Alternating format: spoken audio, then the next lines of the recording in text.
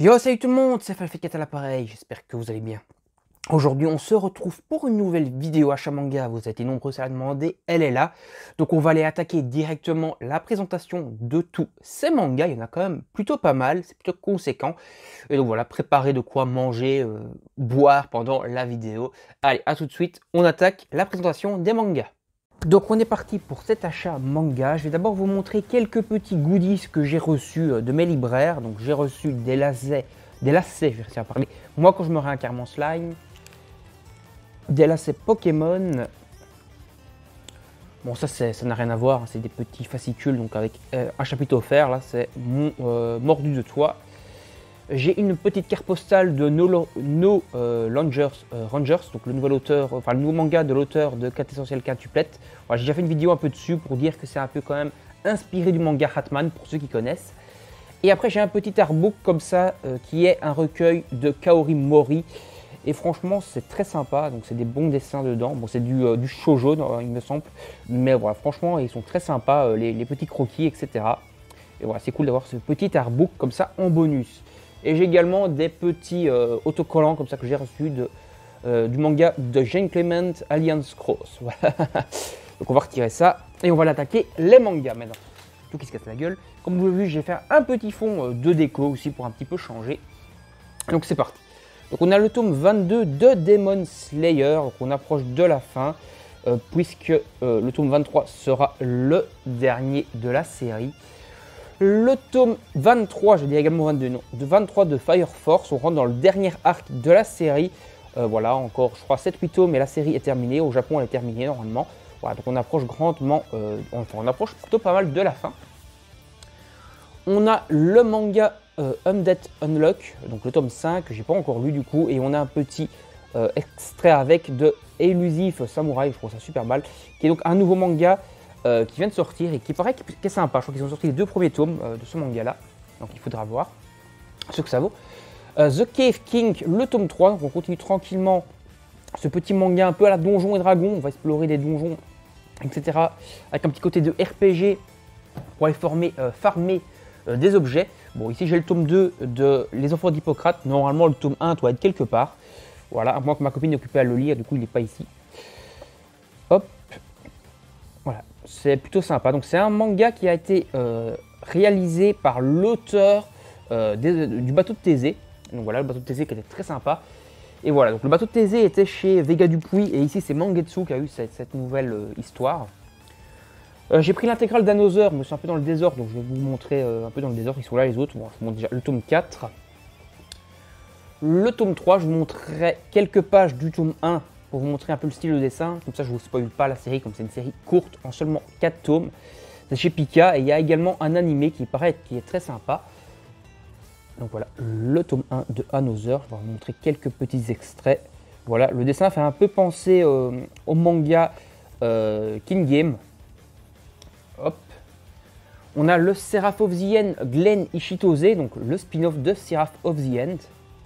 Voilà. Ça va être fini en 12 tomes le spin-off, alors que la série principale n'est pas encore terminée. Donc voilà, il y a pas mal de tomes du coup.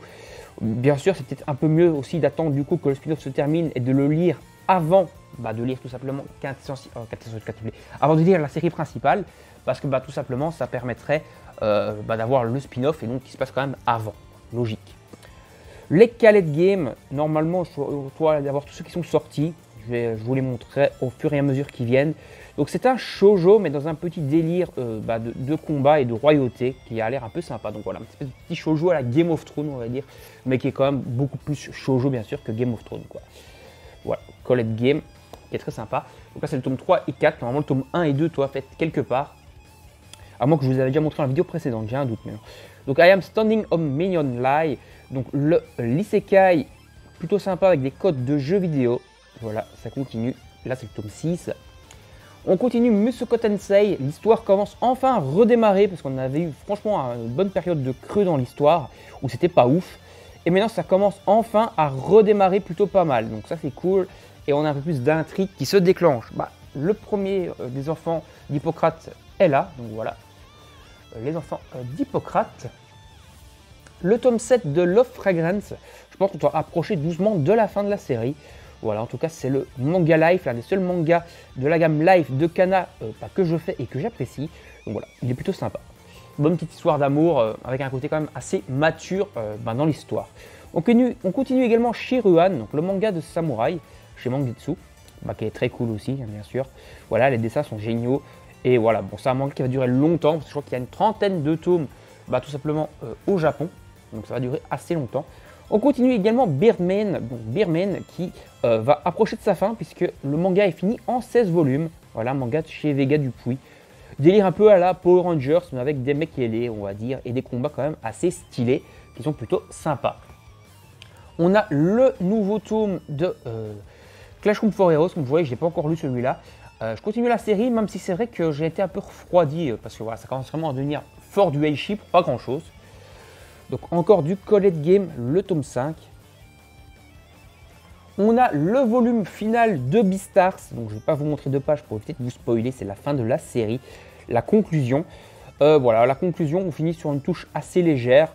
On va dire que, hop, ici, on finit le truc principal, on va dire, et qu'après, c'est la conclusion de la série, et qui finit sur une note très légère. Voilà, on va dire que ceux qui avaient été déclenchés dans le tome précédent, le gros arc majeur, se termine assez vite dans ce tome-ci, quoi. On a Fairway Paladin, donc le petit isekai qui est sympa, que j'apprécie quand même plutôt faire. Voilà, c'est un des meilleurs isekai, si pas le meilleur isekai de Komiku, tout simplement. Donc voilà, le petit Fairway Paladin volume 8. On a Blue Lock, le tome 8, ils ont également fait un collector pour ce tome-là. Collector que je n'ai pas sous la main, voilà, tout simplement. Parce que Blue Lock, c'est pas un manga que je préfère faire en collector, quoi. Ça ne m'intéresse pas trop spécialement de le faire en collector, celui-là. Et donc, du coup, je n'ai pas le collector. On a également le Shigahime, donc chez Mangetsu, encore une fois, qui est donc le manga très gore. Voilà, donc je vous montre une page comme ça, on va pas montrer d'autres pages. C'est très gore, c'est assez malsain.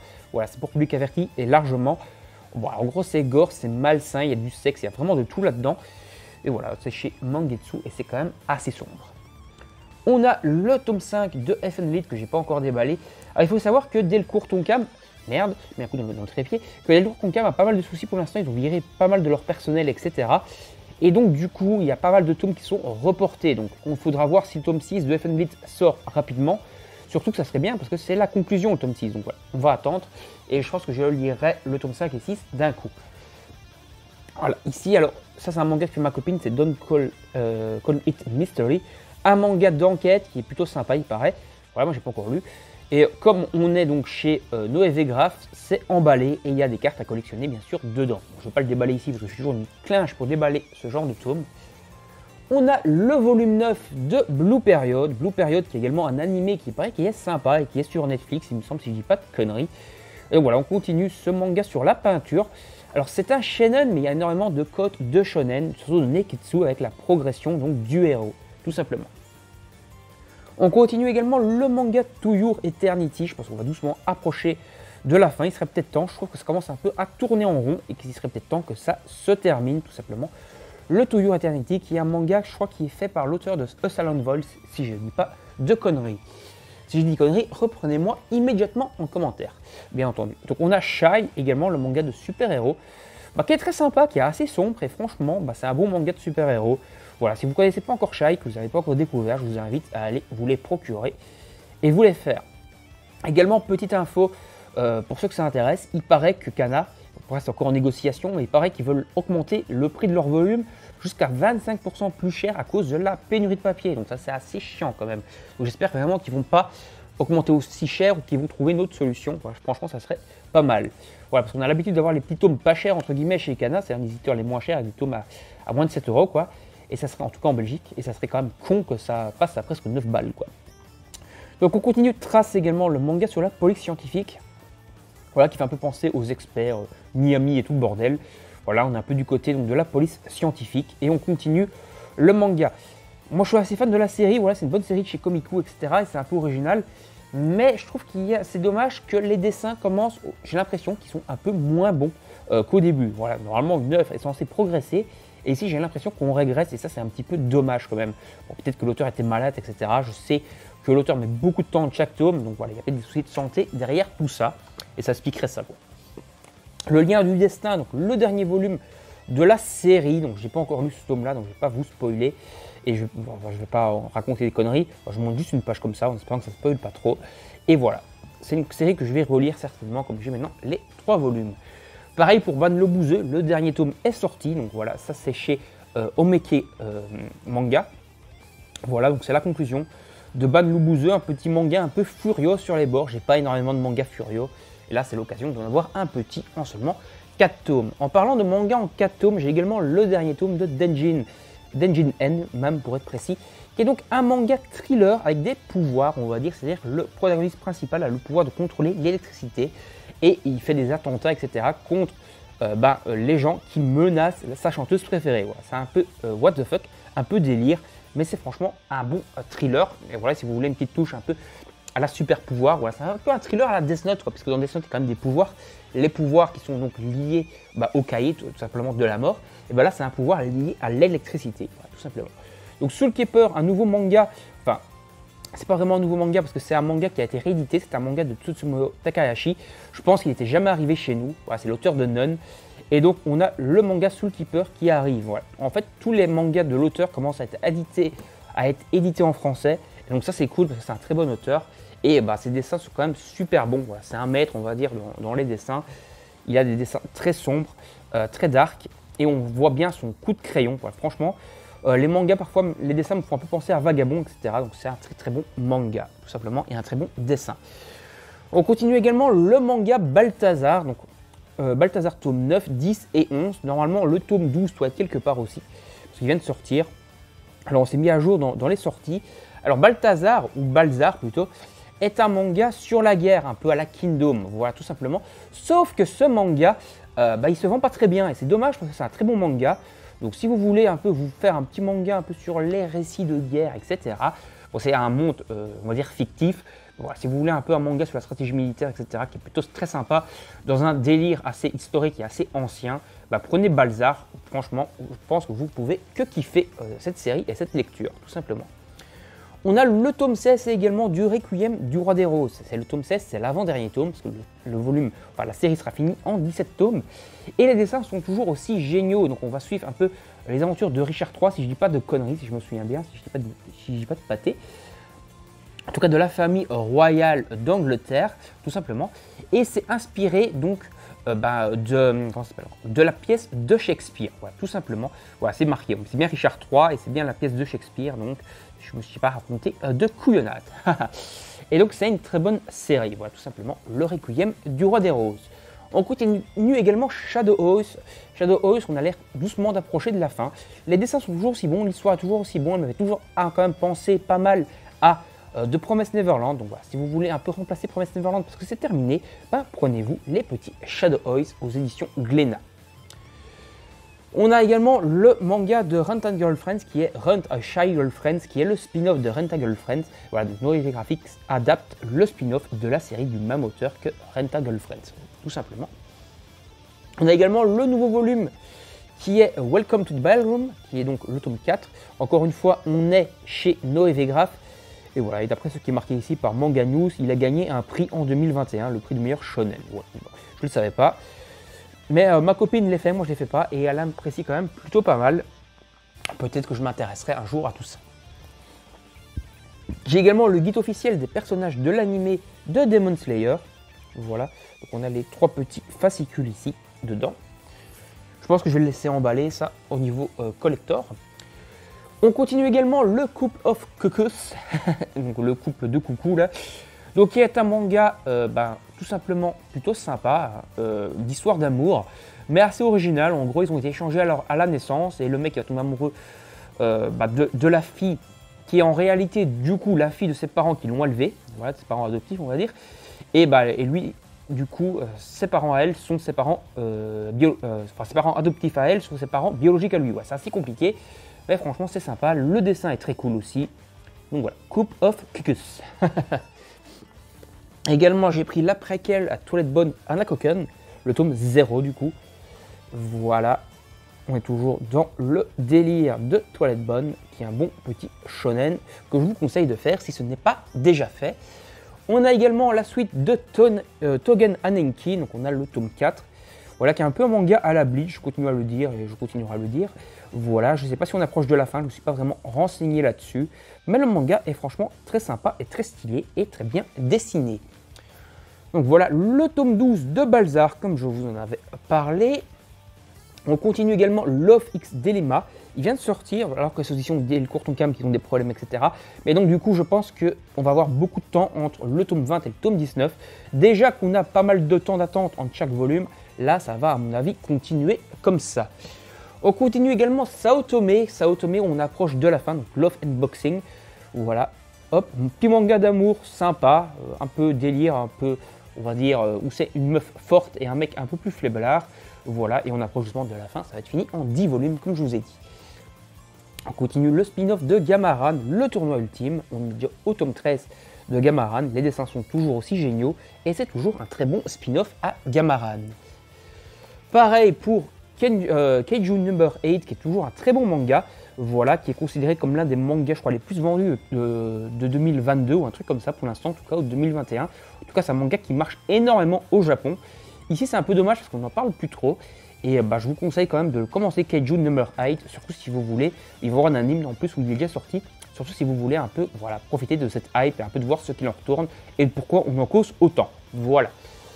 On continue également le manga sur Poutine. Et oui, puisque je parle de Right on King. Right on King est donc un manga où Poutine, bon, il s'appelle Vladimir Poutinov ou Alexander Poutinov, bon, c'est Poutine quoi, s'est réincarné dans un monde fantastique. Voilà, et en gros, il est over-cheaté, il balance des kamehameha, il explose des monstres de la taille d'un dinosaure d'un coup de poing et tout.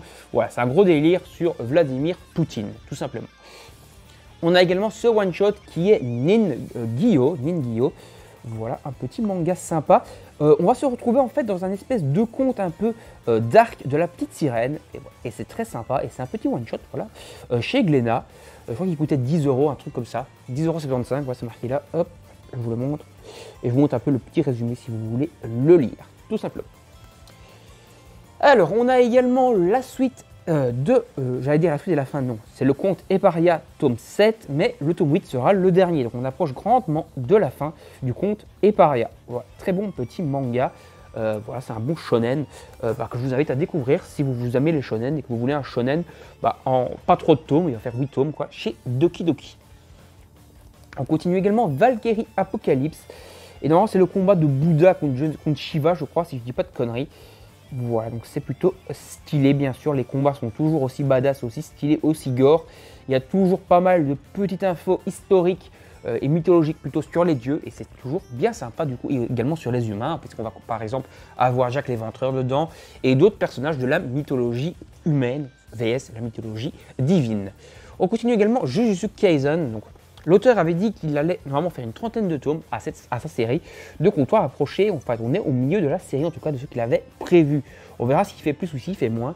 Voilà, il faut savoir que l'auteur a déjà eu des problèmes de santé et donc il faut voir s'il va continuer ou si sa santé va être un peu fragilisée. On continue également Dragon Quest Emblem of Roto. On a dépassé entre guillemets les 2/3 de la série parce que la série est finie en 34 volumes au Japon. Hop, et ça reste du Dragon Quest et c'est toujours bien stylé, les combats sont assez badass, on a du petit côté un peu Dragon Ball dans les combats et ça c'est plutôt cool.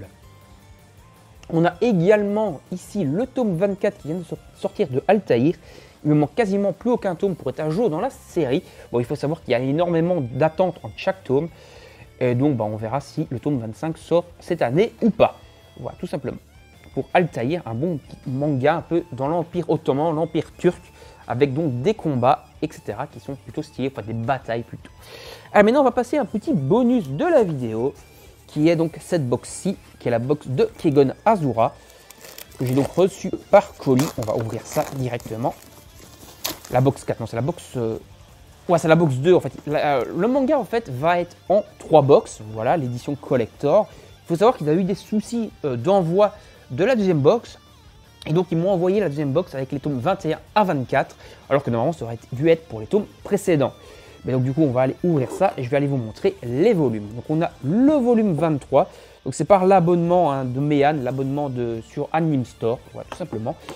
Et donc encore 3 tomes et la série est terminée, donc je devrais bientôt les recevoir et la série Kegon Azura sera du coup terminée. Et voilà, avec les petites box collector, normalement je devrais avoir la prochaine box incessamment sous peu également. Le tome 21, j'ai pas mis un coup dans le trépied, c'est la fête. On a le tome 24, bien entendu, et après on a les bonus bien sûr, hein, qui sont quand même assez collector avec la box. C'est-à-dire du coup qu'on a, si je le trouve, normalement on a le poster, il est là, le poster, bon je ne vais pas vous le montrer, hop, mais je vais vous montrer les petits ex-libris qui sont vraiment de toute beauté.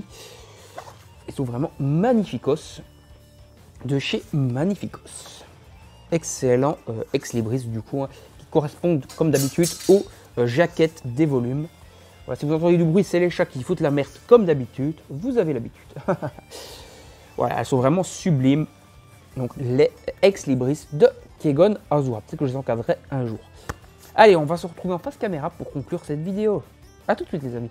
Voilà, j'espère que la vidéo vous aura plu. N'hésitez pas à vous abonner à la chaîne et activer la petite cloche pour ne rien manquer des prochaines vidéos. Vous pouvez me suivre sur Instagram qui se trouve en description de la vidéo. Likez, partagez la vidéo sur vos réseaux sociaux pour m'aider dans mon aventure YouTube. Et bien sûr, laissez un maximum de commentaires pour me donner votre avis sur ces achats manga. Si vous trouvez que c'est des bons achats ou pas du tout. Allez, salut tout le monde, à la prochaine, bye bye.